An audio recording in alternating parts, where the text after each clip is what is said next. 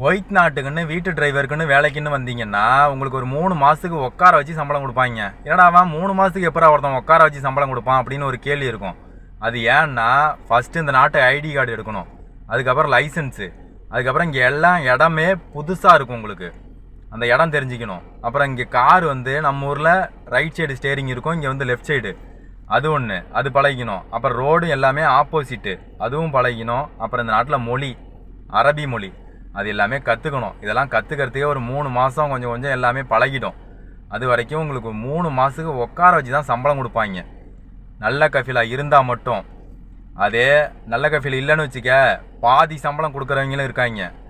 வேலை கம்மியாக தான் இருக்குது, அதனால் உங்களுக்கு பாதி சம்பளம் இருந்தால் போதும் அப்படின்னு கொடுக்குற கஃபிலும் இருப்பாங்க. 3 மாதத்துக்கு அப்புறம் ரெகுலராக கொடுப்பாங்க. சில கஃபிலாம் இருக்காங்க, 3 மாதத்துக்கு தான் உனக்கு தான் வேலையே இல்லையே, அதனால் வந்து சம்பளம்லாம் உனக்கு கிடையாது, 3 மாதத்துக்கு வந்து 3 மாதத்துக்கு அப்புறம் தான் உனக்கு சம்பளம் அப்படின்னு சொல்கிற கஃபிலும் இருக்குது.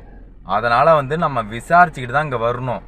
நம்ம ஊரில் இவ்வளோ தான் சம்பளம், இவ்வளோ தான் வேலை, என்னென்ன வேலை இருக்கும் எல்லாத்தையுமே வந்து கேட்டு தெரிஞ்சிங்க. என்னென்னா முன்ன மாதிரிலாம் இல்லை, இப்போ வந்து தமிழ் ஆட்கள் எல்லா இடத்துலையுமே இருக்காங்க. கேட்டு விசாரிச்சிங்க. விசாரிச்சுக்கிட்டு அந்த வீடு எப்படி, அங்கே என்னென்ன வேலை விடுவாங்க, சம்பளம் கரெக்டாக கொடுப்பாங்களா, சொன்ன தேதிக்கு கொடுப்பாங்களா, இல்லை 10 நாள் ஒரு வாரம் அப்படி லேட் பண்ணுவாங்களா, எல்லாத்தையுமே கேட்டுங்க.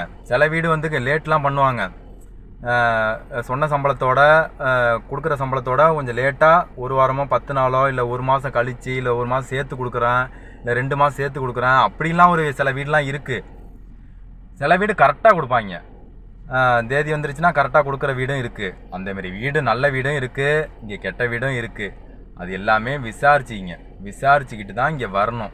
அதுக்கப்புறம் இங்கே வந்து உக்காந்துட்டு எனக்கு சம்பளம் கரெக்டாக கொடுக்க மாட்றாங்க, நம்ம பேசின சம்பளத்தோடு இங்கே கம்மியாக கொடுக்குறாங்க, இது எல்லாமே இங்கே வந்து உட்காந்துட்டு புலம்புனா வேலைக்கே ஆகாது. அதனால் வந்து எல்லாத்தையுமே வந்து விசாரிச்சிங்க. உங்களுக்கு தெரிஞ்ச ஆட்கள்கிட்ட விசாரிச்சுக்கிறது நல்லது. இதுதான் இங்கே நடக்குது. அதனால தான் இந்த நாட்டில் 3 மாதத்துக்கு உட்கார வச்சு சம்பளம் கொடுப்பாங்க. நல்ல வீடாக இருந்தால் நல்லது உங்களுக்கு.